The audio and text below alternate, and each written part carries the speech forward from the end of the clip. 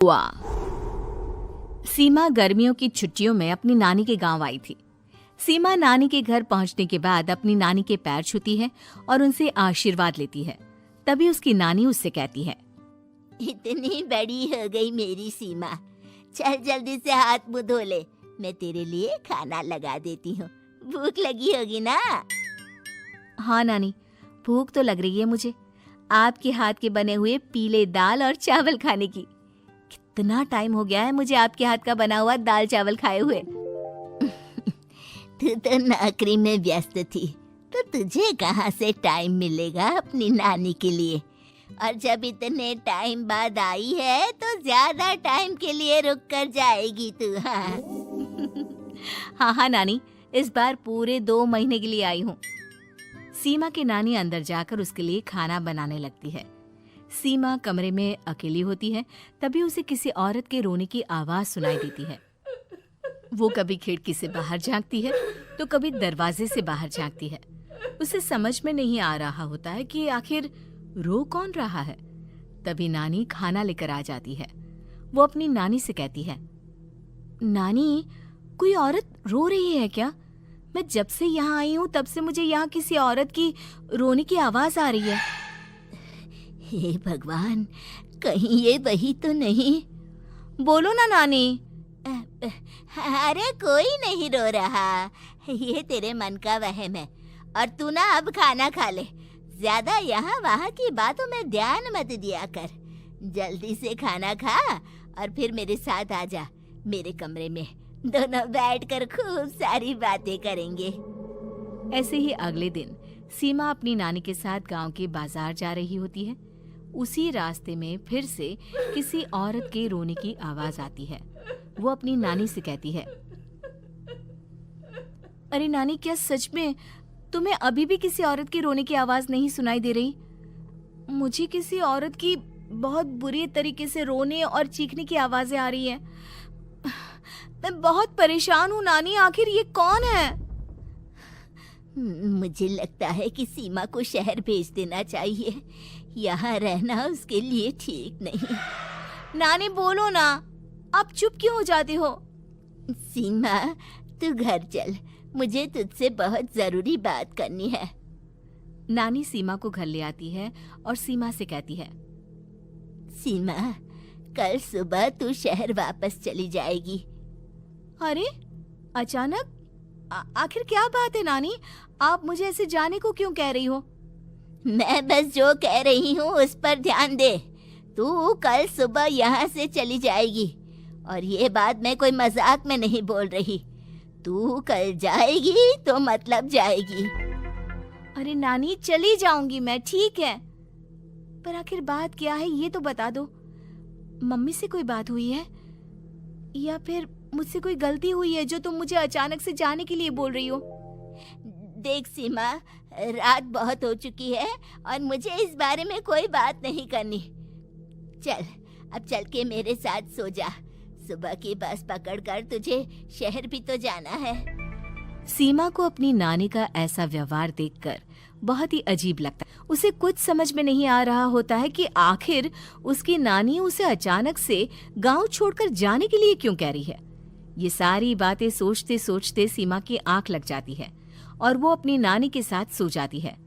ऐसे ही आधी रात को सीमा को फिर से किसी औरत की रोने की आवाज सुनाई देती है। वो उस औरत की आवाज सुनकर बार बार करवटें बदल रही होती है और तभी उसे सपने में भी एक अजीब सी औरत की परछाई दिखाई देती है, जो इतना चीख चीख कर रो रही होती है कि सीमा डरकर उठ जाती है। वो पूरे पसीने पसीने हो रही होती है। वो अपने आसपास देखती है तो घर में बिल्कुल शांति का माहौल होता है। सीमा घबरा जाती है। वो अपनी नानी को जगाने की कोशिश करती है, मगर उसकी नानी नहीं जगती। सीमा को फिर से उस औरत की रोने की आवाज सुनाई देती है। आखिरकार सीमा अपने आप को रोक नहीं पाती और वो घर का दरवाजा खोलकर बाहर निकलती है। आखिर ये माजरा क्या है? आज तो मैं पता करके रहूंगी। अब आवाज का पीछा करते हुए सीमा आधी रात को गांव के चौपाल के पास बने कुएं के पास पहुंच जाती है, जहां कुएं की चारों ओर बेड़ियां लगी होती हैं। उन बेड़ियों में लगे हुए ताले के साथ एक लाल रंग का कपड़ा और माता रानी का कलावा बंधा होता है। उस कुएं में से सीमा को किसी के रोने की आवाज आती है। सीमा परेशान हो जाती है। इस कुएं में कौन है? कौन है यहाँ? सुनो, कौन है? कौन रो रहा है? वो चिल्ला चिल्ला कर पूछती है और साथ ही लोगों को जगाने की कोशिश करती है, मगर किसी को भी उसकी आवाज सुनाई नहीं देती। अब सीमा खुद उस कुएं के पास की बेड़ियों और तालों को खोलने की कोशिश करती है और किसी तरह कुछ देर की मशक्कत के बाद सीमा उसको खोल भी देती है। और जैसे ही वो कुआं खोलकर उसके अंदर झांकती है, सीमा उस कुएं में गिर जाती है।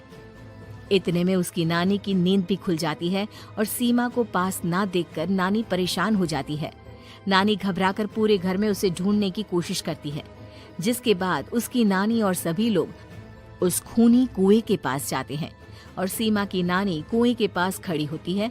सभी गांव वालों और सीमा की नानी को सीमा के चिल्लाने की आवाज आती है। बचाओ, कोई मुझे बचाओ। मेरी बच्ची, हम आ गए, हम तुझे बचा लेंगे। नानी, मुझे यहाँ बहुत डर लग रहा है।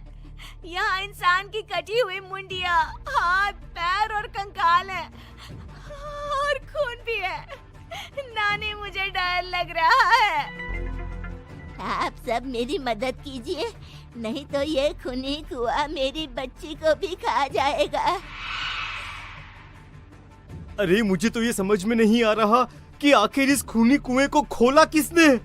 सालों पहले इसको इतनी मुश्किलों के बाद तांत्रिक बाबा ने बंद किया था। अरे पूरा गांव खूनी कुएं के बारे में अच्छे से जानता है, तो कोई भी जानबूझकर तो ऐसा करेगा नहीं। मतलब किसी ने अनजाने में इसे खोल दिया है भैया। सीमा को इस बारे में मालूम नहीं था और जब से वो यहाँ आई थी तभी से उसे किसी औरत के रोने की आवाजें भी सुनाई दे रही थी। कहीं सीमा ने ही तो उसे नहीं खोला। अगर ऐसा है तो फिर सीमा का बचना बहुत मुश्किल है। वहीं कुएं के अंदर सीमा रोते हुए बैठी होती है कि उसे आवाज सुनाई देती है जो कुएं के बाहर खड़े गांव वालों में से किसी को सुनाई नहीं देता। आज सालों के बाद मुझे ताजा खून मिलेगा। तेरा खून पीकर आज मैं अपनी प्यास बुझाऊंगा।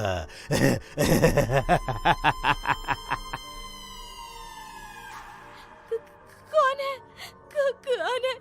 मत मारो प्लीज, मुझे जाने दो प्लीज। मैंने किसी का क्या बिगाड़ा है?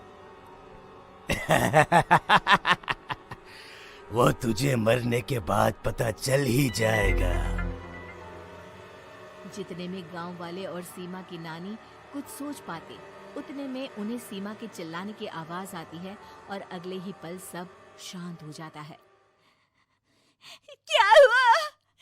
सीमा, मेरी बेटी। माफ करना बहन, लेकिन अब सीमा वापस नहीं आएगी। हमें एक बार फिर से कुएं को बंद करना होगा। गांव वाले तभी तांत्रिक को बुलाकर लाते हैं। एक बार फिर अपनी शक्ति से तांत्रिक बाबा उस कुएं को हमेशा हमेशा के लिए बंद कर देते हैं और वहां एक बोर्ड लगा दिया जाता है